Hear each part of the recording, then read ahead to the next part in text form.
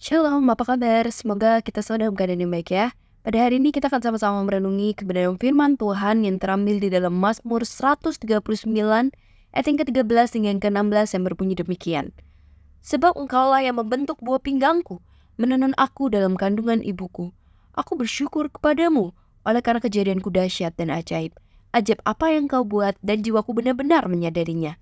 Tulang-tulangku tidak terlindung bagimu ketika aku dijadikan di tempat yang tersembunyi dan aku direkam di bagian-bagian bumi yang paling bawah. Matamu melihat selagi aku bakal anak. Dan dalam kitabmu semuanya tertulis hari-hari yang akan dibentuk sebelum ada satu pun daripadanya. Rekan-rekan, beberapa waktu lalu saya menyaksikan tentang proses pembuatan sebuah robot di Jepang yang menunjukkan ketelitian sang pembuat robot untuk membuat sebuah robot. Berangkat dari itulah membuat saya berpikir dan bertanya, bagaimana dengan kita? Ya, kebenaran firman Tuhan menunjukkan melalui tangan yang maha kuasa, Ia menenun kita di dalam kandungan ibu kita. Ya, mungkin beberapa di antara kita sudah pernah merasakan atau melihat video yang memperlihatkan asal mula dan bertumbuhnya kembang janin di dalam kandungan dari waktu ke waktu sampai akhirnya ia dilahirkan di dunia ini. Bayangkan, dari sebuah makhluk hidup titik kecil berkembang menjadi makhluk hidup yang dapat merasakan rasa sakit, merasakan tawa, ataupun merasakan sentuhan. Bukankah itu perbuatan ajaib yang Allah perbuat?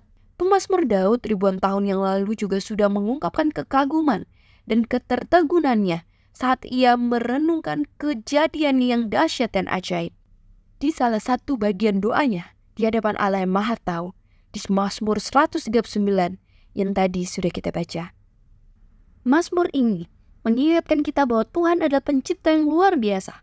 Setiap bagian dari kita dan setiap hari di dalam hidup kita adalah hasil dari desainnya yang indah. Kita diciptakan dengan sempurna dan kita adalah bukti keagungan Allah. Pemazmur menyadari betul bahwa keberadaannya di dunia ini sejak awal ia dikandung dan dilahirkan adalah suatu karya yang agung. Tuhanlah yang membentuk dirinya dan juga diri setiap kita. Dia menenun, menggabungkan komponen-komponen diri kita sampai akhirnya menjadi diri kita sekarang ini. Sebuah riset mengungkapkan bahwa molekul DNA yang membentuk diri kita dapat bergabung dalam komposisi jumlah yang hampir tak terhingga, yaitu 10⁻²4 triliun. Angka ini menunjukkan betapa amat sangat kecilnya kemungkinan ditemukannya orang yang sama atau mirip dengan kita. Apa artinya ini bagi kita? Artinya jelas bahwa penciptaan dan pembentukan diri setiap kita sungguh dahsyat dan ajaib. Hanya Tuhan yang dapat melakukan hal ini. Kedahsyatan dan keajaibannya ini makin nyata lewat keberagaman kepribadian kita yang begitu unik dan tak dapat dipertukarkan satu sama lain. Semua ciptaan Allah adalah baik. Akan tetapi manusia merupakan makhluk ciptaan Allah yang paling istimewa. Manusia merupakan mahakarya, masterpiece Allah. Manusia diciptakan menurut gambar dan rupa Allah. Bahkan saking berharganya kita yang memberikan dirinya untuk mati di salib, untuk memberikan kehidupan bagi setiap kita yang berharga ini.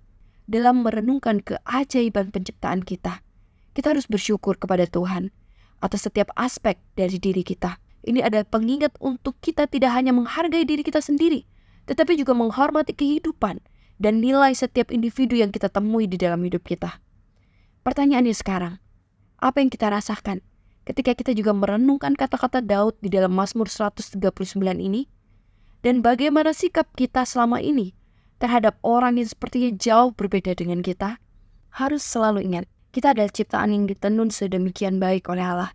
Ia tidak pernah menghasilkan tenunan yang gagal. Ia menghadirkan perbedaan-perbedaan untuk kita menyadari betapa besar dan ajaib hasil karya Allah. Dan sudah seharusnya kita menghargai identitas kita sebagai masterpiece Allah dan menghidupinya di dalam kehidupan berelasi kita dengan sesama. Kiranya Roh Kudus menolong kita untuk sadar akan keberhargaan diri kita dan orang lain di dalam Kristus. Amin.